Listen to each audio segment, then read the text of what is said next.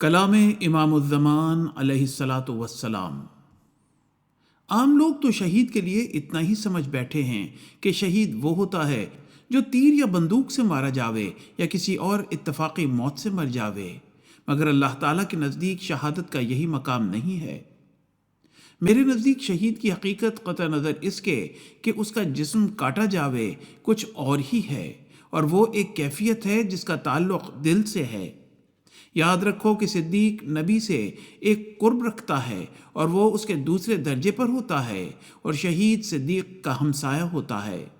نبی میں تو سارے کمالات ہوتے ہیں، یعنی وہ صدیق بھی ہوتا ہے اور شہید بھی ہوتا ہے، صالح بھی ہوتا ہے، لیکن صدیق اور شہید ایک الگ الگ مقام ہیں۔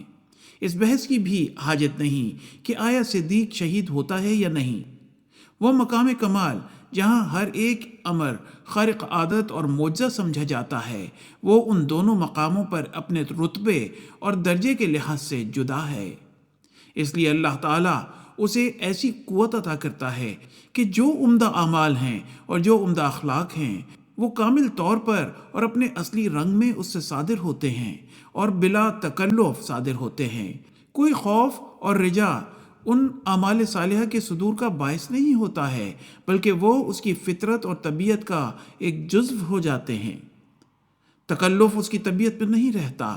جیسے ایک سائل کسی شخص کے پاس آوے تو خواہ اس کے پاس کچھ ہو یا نہ ہو تو اسے دینا ہی پڑے گا، اگر خدا کے خوف سے نہیں تو خلقت کے لحاظ سے۔ مگر اس قسم کا تکلف شہید میں نہیں ہوتا، اور یہ قوت اور طاقت اس کی بڑھتی جاتی ہے۔ جوں جوں بڑھتی ہے اسی قدر اس کی تکلیف کم ہو جاتی ہے اور وہ بوجھ کا احساس نہیں کرتا۔ مثلا ہاتھی کے سر پر ایک چونٹی ہو تو وہ اس کا کیا احساس کرے گا؟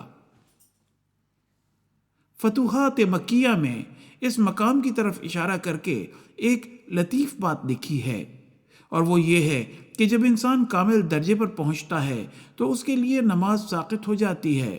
جاہلوں نے اسے یہ سمجھ لیا کہ نماز ہی معاف ہو جاتی ہے، جیسا کہ بعض بے قید فقیر کہتے ہیں۔ ان کو اس مقام کی خبر نہیں اور اس لطیف نکتے کی اطلاع نہیں۔ اصل بات یہ ہے کہ ابتدائی مدارج سلوک میں نماز اور دوسرے اعمال صالحہ ایک قسم کا بوجھ معلوم ہوتے ہیں اور طبیعت میں ایک کسل اور تکلیف محسوس ہوتی ہے، لیکن جب انسان خدا تعالیٰ سے قوت پا کر اس مقام شہید پر پہنچتا ہے تو اس کو ایسی طاقت اور استقامت دی جاتی ہے کہ اسے ان اعمال میں کوئی تکلیف محسوس ہی نہیں ہوتی، گویا وہ ان اعمال پر سوار ہوتا ہے، اور صوم، صلاۃ، زکوٰۃ، ہمدردی بنی نوع، مروت، فتوت، غرض تمام اعمال صالحہ اور اخلاق فاضلہ کا صدور قوت ایمانی سے ہوتا ہے۔ حوالہ ملفوظات جلد نمبر 1۔